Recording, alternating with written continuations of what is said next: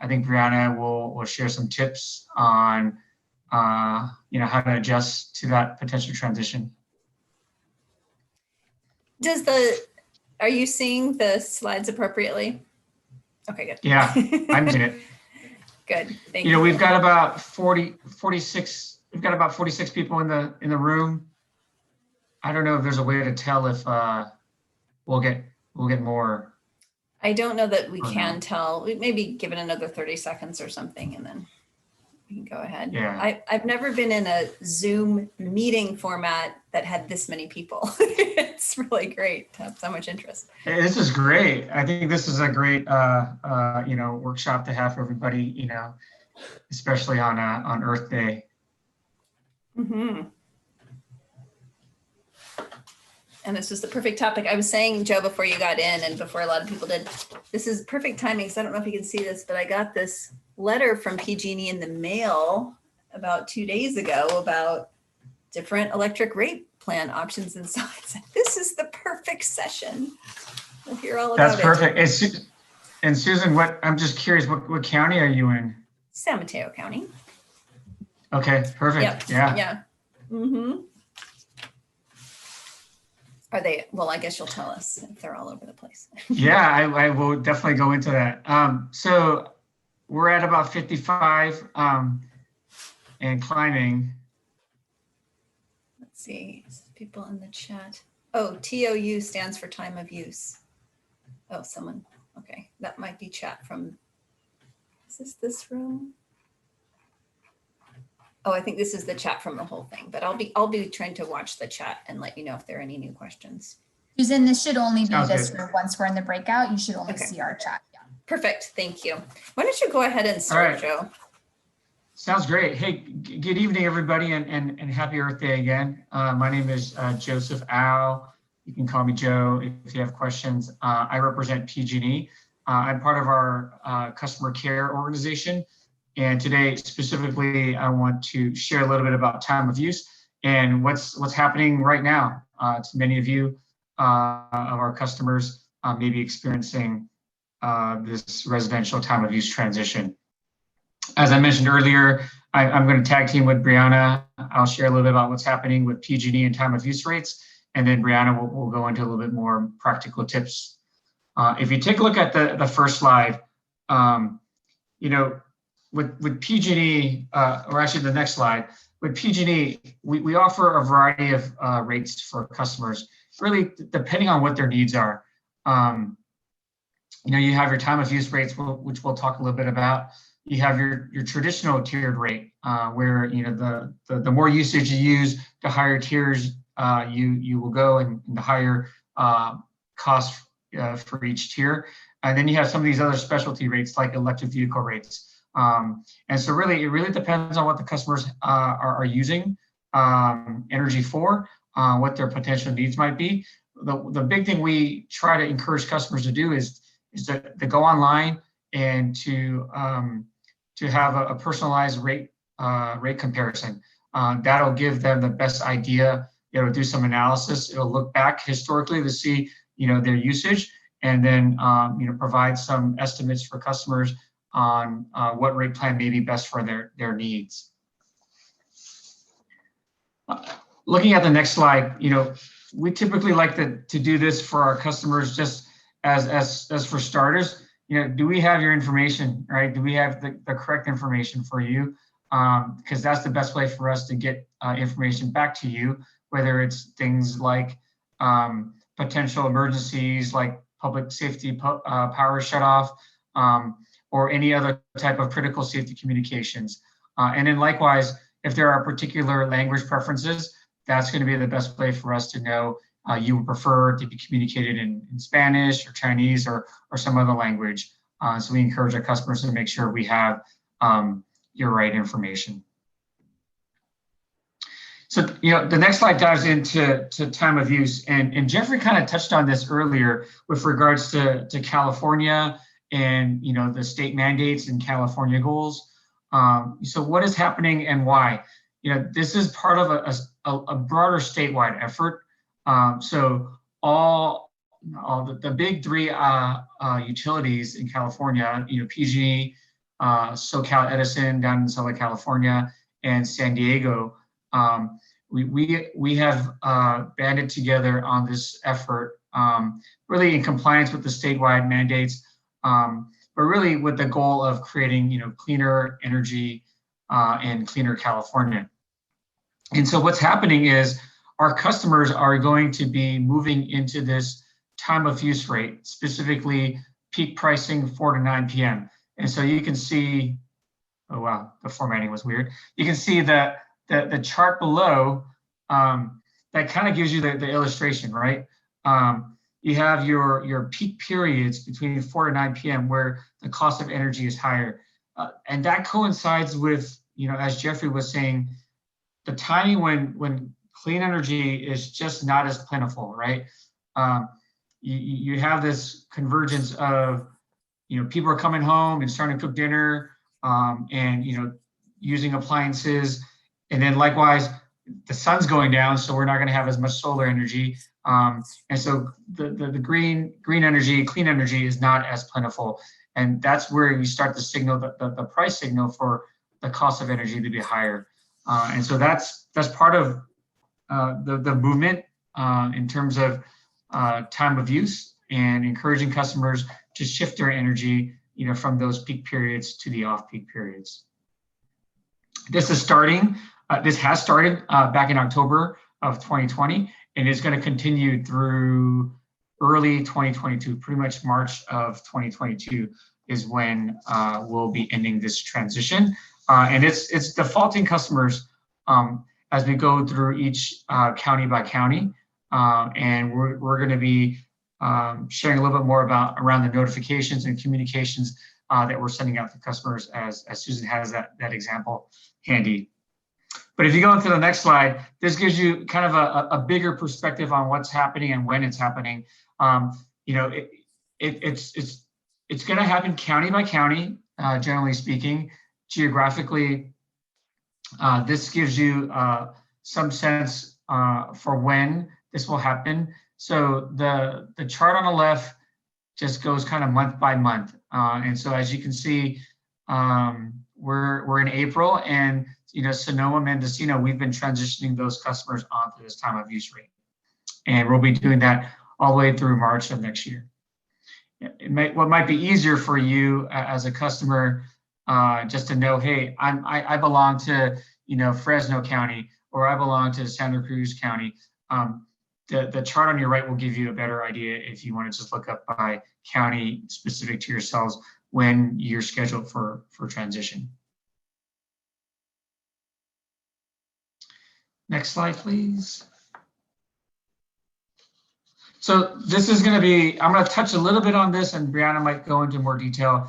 One of the biggest things we hear from our customers are, hey, how exactly am I going to be able to shift my usage, my energy usage, from those peak periods to the off-peak periods? And am I expected to really, turn off all the lights and shut off all my appliances during that period? I mean, I think the reality is we're not going to be able to turn off everything. But the question is going to be, are there things that we typically do that we can shift our energy till the later in the evenings when we're in the off-peak periods, right? So some ideas are, can we turn off and unplug, things that we're not using? That'll be, some low-hanging fruit.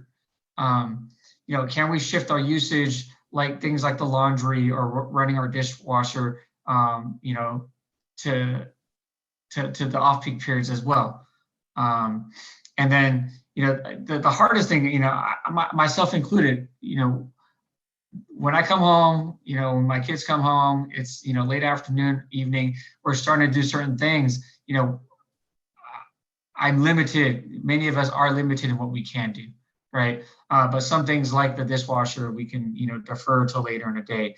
And so it's not necessarily, I want to say the extremes where it's like, it's all or nothing, but it's just finding what is that low hanging fruit, some of those things that we can do to shift our usage either earlier in the day or later in the evenings.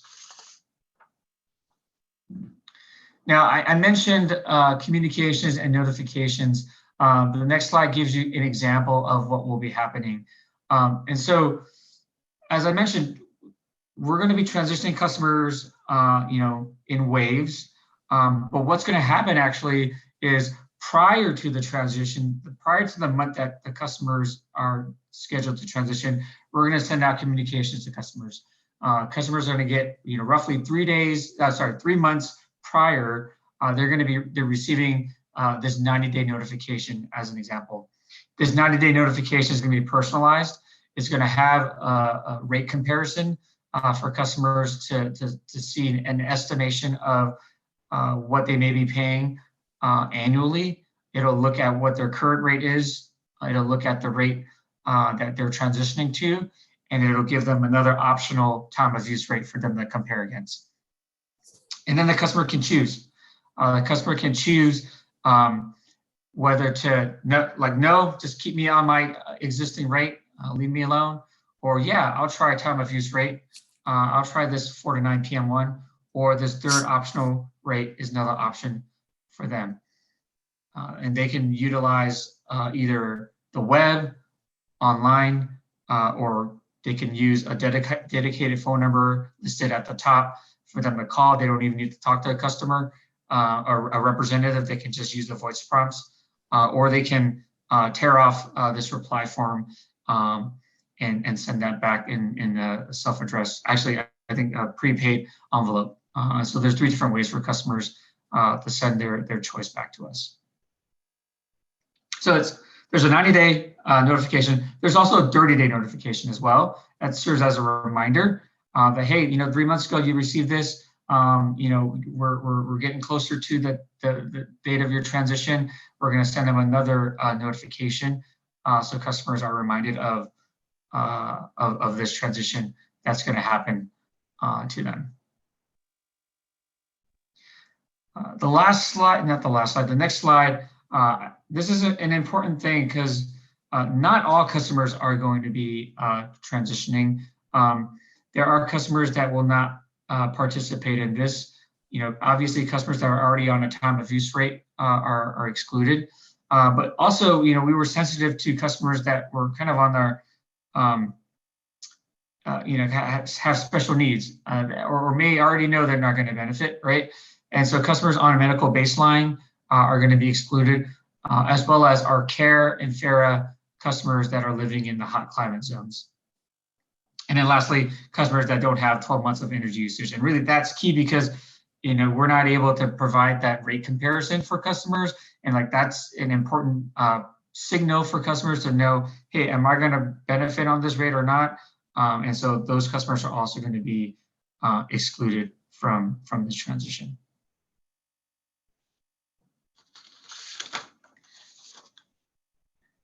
I think an important point to make is on this slide. Customers have a choice in this. They're going to receive at least 2 pieces of communication letting them know that this is happening to them, and they have, they can make the choice to not participate in this transition, or they can also choose, a different rate plan. And by chance, if they miss the 2 communications, if they don't take any action, they will auto transition to this time of use rate, but they will receive a welcome letter. And I think it's important at this point to share that this transition comes risk-free with this bill protection feature. And what that means is, let's just say a customer decides to try this rate out, and they actually spend more on their energy bill than they would have on their old rate. That's where the bill protection comes in. We have analysis being run where the customer will be able to get a report to see, hey, I've been trying this rate out. This new rate is not doing me better. The old rate was better. And so that may end up with a credit, and that credit will go back to the customer, either one at the end of the first 12 months, or if the customer says, hey, get me off this rate, They have every choice to do that. And if there's if they ended up paying more on this time of use rate than their old rate, they would get the credit automatically on their bill.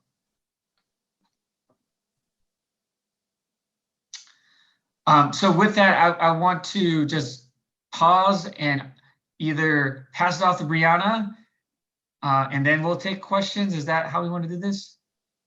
Yeah, I'll be quick. I only have 2 slides, and then we can spend the rest of the time remaining for questions. So next slide, please. So hi, everyone. I'm Brianna. I'm with Actera. We're a nonprofit located in Palo Alto. I'm going to be covering quick tips and tricks that you can incorporate in your daily lives to reduce your electricity use.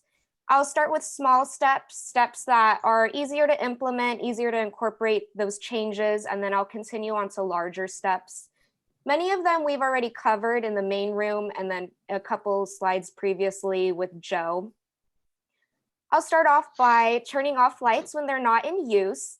I know a lot of us probably already try to practice this, but it's a good reminder and habit to implement. It's really easy to forget turning off the lights when you're taking a quick trip to the grocery store or moving from your living room to the kitchen, just making sure to turn off lights that are not in use. You can also replace, moving back to that, sorry. And it's not only just for lights, you can move that practice to all areas of electricity. So it can be your TV or your computer. I know TVs are oftentimes running in the background and oftentimes they're not being used, or it's in a bedroom and no one's in that bedroom. So just make sure to apply that practice to all areas of electricity that turn them off when they're not in use would be very helpful. You can also replace all your incandescent light bulbs with LED light bulbs. LED light bulbs are a lot more affordable than they used to be now. I was looking on Amazon and they're going for $10 to $20 for a pack of 6 to I think 12 different bulbs. That's pretty affordable, and it's actually the same price as the incandescents were. So that would be an easy change as well. And again, like we spent a big chunk of the time talking about off-peak hours, that those on-peak hours from 4 to 9 p.m. So try to do more on the off-peak, so before 4 p.m. or after 9 p.m. And like discussed, doing household chores such as your laundry, using the dishwasher, etc., before 4 p.m. or after 9 p.m. You can adjust the thermostat a couple of degrees during the peak hours. And I know this one might be a little tricky for us California natives or people, any California residents, because it gets so hot here, especially in the summertime with 100+ degree weather.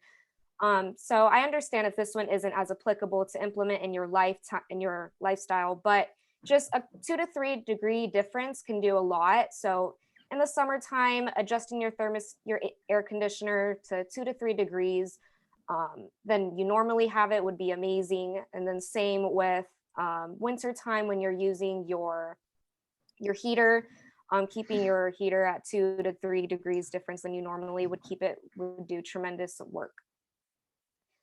Spread the word to other house occupants. Sometimes people just need a gentle nudge. Not everyone may be as informed as we are, and all it takes is a little conversation, a warm, welcoming environment to facilitate those transitions. So you can have these conversations with your spouse, your housemates, roommates, your children, friends, whoever. Just spread the word about PG&E's or California's time of use rate plans and how reducing your electricity use can benefit not only your bill, but the environment as well. We can move on to the next slide, please. Now, here are some of the larger steps. These ones do require more planning, more consideration, more thought processes, because it's not as easy as a daily transition. Most of these do require contracting, installations, etc. So we can start with solar rooftop panels. It is a great alternative. As discussed in the main room, however, the first best option is to reduce your electrical usage and then transition to producing. But installing solar rooftop panels is amazing. It is a larger upfront cost, and I know a lot of people are skeptical to install solar rooftops because of the upfront cost. However, payback is usually within 4 to 12 years. And so even though you are initially paying money, overall you will be saving an immense amount of money once you make your return on investment, because the maintenance costs, the fuel costs are essentially free. You can install a heat pump water heater to replace the gas heater. The heat pump water heater is also by far the most energy efficient heater compared to the gas and the electric heater. The gas heater loses about 20% of energy that it produces to the environment, so residual heat. It's not very efficient, and the heat pump heater will save you money as well because of its efficiency levels. You can also install an induction stove to replace your gas stove. This one was discussed a little bit as well in the main room. I want to touch on the benefits for induction on your health in addition to the environment and your bill. There is a recent study by the UCLA School of Public Health that just 1 hour of a gas stove running in your kitchen can the air levels in your room at harmful levels because of the nitrogen dioxide, whereas induction stovetops do not emit any source of air pollution in your home at all. So it's extremely valuable to our human health, especially as asthma levels are increasing in our youth. Jeffrey also said that gas stoves are linked to have a 42% chance of contracting asthma or developing asthma over the time. I also want to inform you guys that Actera does host Green at Home workshops where you can learn about different rebates available, contracting plans, installation plans for you to install your larger appliances to reduce electricity use. Our next Green at Home workshop is going to be this fall in 2020. We just are about finishing the one we're working on currently, so we would love if you can join our next one. You can find out more information at actera.org, where you can sign up for our newsletter, and feel welcome to follow us on all social medias. We're on Facebook, Instagram, Twitter, and LinkedIn. We would love to have you join our community. And as well, if I missed any tips and tricks, please put them in the chat. It would be nice to overlook all of them. I would love to hear your ideas. There's so many ways to reduce electricity use, and let's work on a team and do it together. And we can move on to the next slide, and I believe wrap up with questions. Great. I am just seeing there's a bunch of questions in the chat, and Joe is starting to answer some there. I wanted to let you all know that we also have a bonus information. Carrie Binley from Ecobee is going to, in just a moment, going to be able to tell us something quick about the time of use optimization feature that they have. But let's take a couple of questions that might be need a little bit more explanation.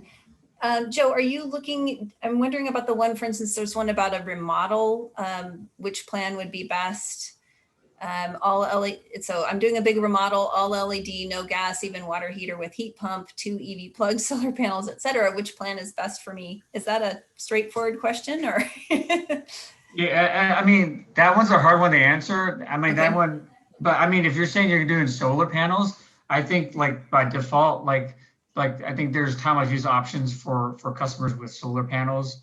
There's definitely special rates for customers that are using solar, and then EVs too. I would even suggest even we have special EV rates to look into because obviously it's going to encourage and incentivize charging your car at different times of the day. Right. And so that would be another thing to look at. I mean, you've got a lot. Sorry, I'm looking at the remodel. You've got a lot going on there. But like the two things that stick out are the EVs and the solar to look at our EV rates and potentially our NEM rates that are specific to solar and electric vehicles. Mm-hmm. There's someone who's saying, I'm on the CARE program, yet my bill is over $100. I do not have much appliances. How do I save on energy? I mean, if you're on the CARE, like that's already giving you a potential discount, right? it wouldn't hurt to have like some sort of home energy check to see like what appliance could be driving the high usage. Again, that's just So it's not going to be a more rate general thing. tips. Yeah, it might not be a rate thing, but it wouldn't hurt to call in and have a customer service rep kind of help walk through the various appliances to see what could be the driver. Because if you're on the care rate, like that should also be helping you reduce your energy bill. Mm-hmm. And there is also a free weatherization program that someone may qualify for, so that PG&E folks could probably let you know if you qualify. Is that true? Is that right, Joe? Correct. There's like, if you qualify for CARE, you may qualify for some of our other energy assistance programs. And again, I wish I had that handy with me, but I would direct you to contact our contact center, and they would probably have the resources readily available to assist you in a variety of free programs like weatherization, things of that can help save usage. Mm-hmm. Here's another one. Is time of use applicable for electricity only, or does that apply to gas rates? As far as I know right now, it only applies to electricity. Right. Okay. And someone's saying, please comment on the price difference, off-peak versus peak prices as a percentage. I can't do the math off the top of my head. It's roughly 6 to 7 cents difference between off-peak and peak. And then if you go to that pricing link that I put on there, we created a kind of a cheat sheet, so to speak, to give the price differentials as an illustration to see. And this is the link that I gave you is the latest pricings as of March 1st. That would be the best way to kind of compare the prices. Okay, great. Well, Joe, if you want to, there's maybe a couple other basic ones right in there, and I'm going to just turn it over real quick to Carrie if you want to do a quick shout out about what you have here. Sorry, thanks, Susan. So hi, I'm Carrie Bentley from Ecobee. We're a smart home technology provider. You probably know us for our smart thermostats. And I just wanted to let folks know that, a lot of the recommendations made today are around, adjusting your thermostat. And Ecobee recognized that that time of use rates were coming. And so we launched a feature called Eco Plus last year that is free to all folks, all of our customers who have Ecobee devices. And essentially what it does is it automates that time of use optimization on your behalf. So what that really means is that when electricity is less expensive prior to, I believe it's 4 o'clock, what we'll do is we will what we call pre-cool your home, which means that we'll add some air conditioning while the price is low. So that way we use your house kind of like as a battery, so we can make it cool and help you ride out the time when the prices are higher. So what that means is we'll pre-cool, and then we'll automatically turn your thermostat up a little bit during the higher price times, and then go back to your regularly scheduled temperature. So all that to say is that if you're looking for ways to automate time of use rates and save money, we have found that customers save about 23% of their cooling cost in the summer by using this TOU optimization. So that's my very brief little plug, is automate those behaviors.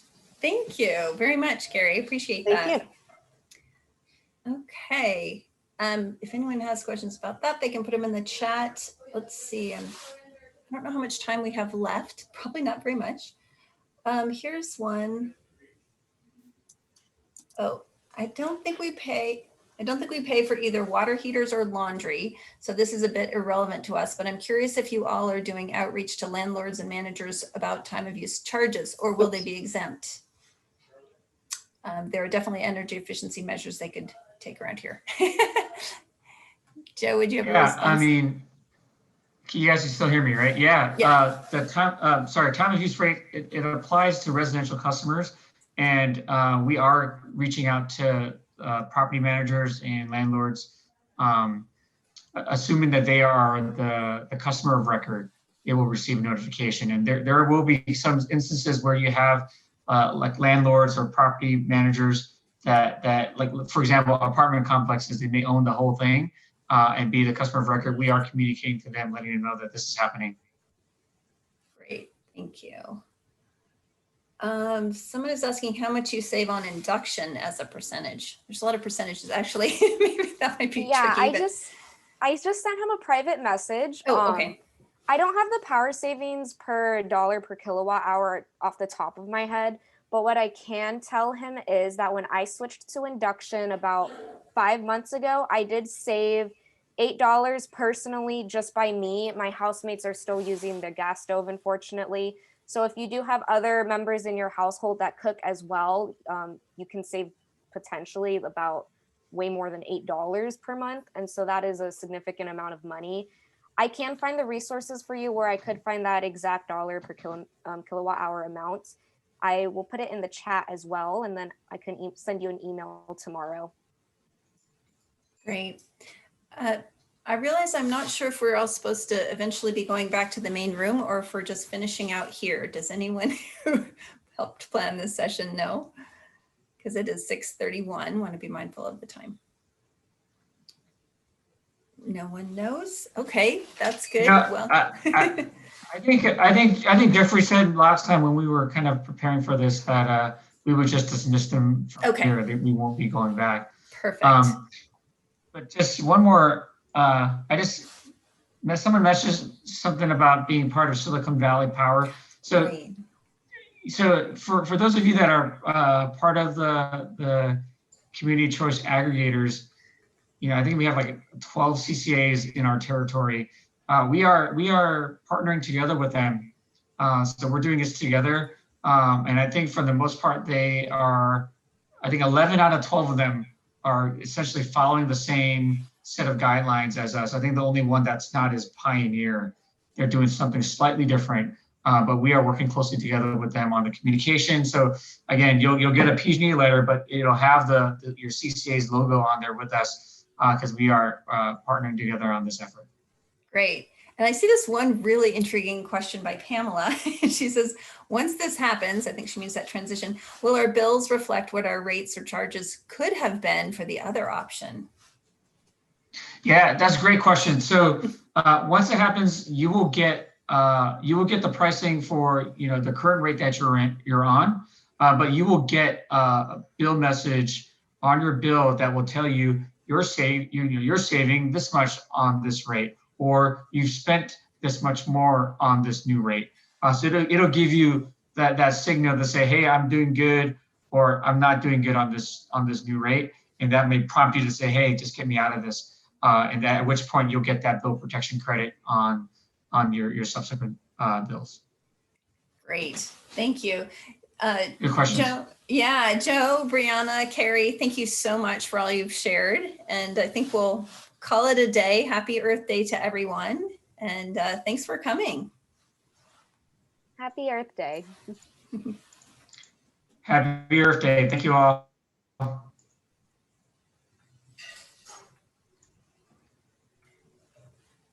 I will stop the recording now.